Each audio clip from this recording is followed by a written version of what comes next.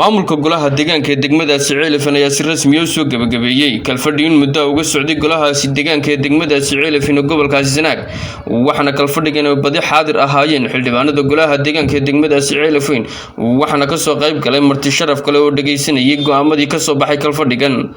ugu horeyn waxa halkaasi ka hadlay xogayaha fulinta dawladda hoose Faysal Cabdilaahi Warsame iyo qaar ka mid ah xildhibaanada golaha deegaanka ee degmadaasi Ceelifan sharaf weyn inoo ah in dhamaanteen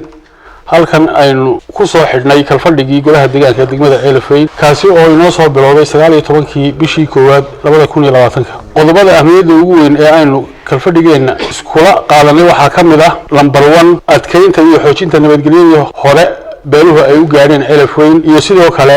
beelihii degmadan Ceelifan ee ay wax kala gaareen in looga yeeray fadhiga golaha taas oo ay ahmiyad weyn ku fadhiday isla markaana ay beeluhu u ballameen number 2 waxa la dhisay oo dib u habeyn isku bedel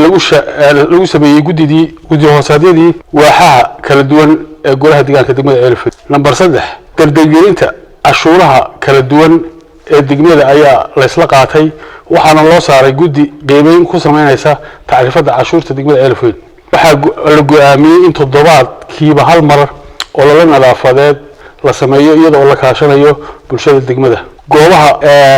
guryaha oo la ranjiyeeyo oo dadka loo sheego iyo in la dhireeyo oo waliba bartamaha magaalada la dhireeyo guriga iyadoo la kaashanayo waliba wasaaradda deegaanka kalfadhiyada golaha deegaanka degmada Ceelifan waxa la isla qaatay in labadii biloodba ay hal mar tahay halka guddida joogtada ahayna ee goluhu 14 cisho ay hal mar وأكتشفنا نبتقلي هذا أفر صلاة يا ده مقالة ورير كشرتي إلى هاي نبدي وسوي عليه هذا المقالة وحيوط الله بسطلين عيان هور مركب وحنا جمهورية الصومال الآن مدحوينها جمهورية الصومال الآن وسير كلمها جودها بقى وحنا هذه الدقمة وان نبض ضدك وسلاح قلي هوري ويسعودان قولي تلاقي هذا شقينا يا تبغى بالحكومة دورنا ولا أنا هاي ده مشاريع ده الحمد لله رب العالمين iyadoo maanta uu noo qabsoomay kalfadhigii wax badan aan ku la faguray wax badan aan meel saaray insha Allah wixii hore noo waxa iyaguna halkaasi ka hadlay maayirka degmada Ceelifan Cabdiraxiin oo Yuusuf Axmed iyo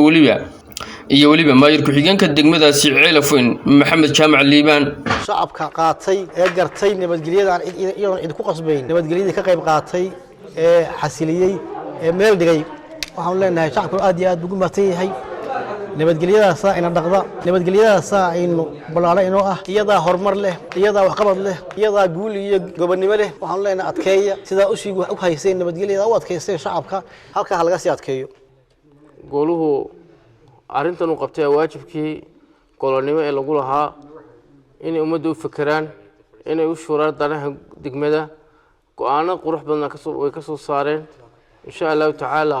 go'aankan waxaan rajeynaynaa mid warqad lagu qoray inaan noqono mid ficil u bedelma oo wixii go'aamadaas ay noqdaan go'aamo hirgalaban Ilaahay ka rajeynaynaa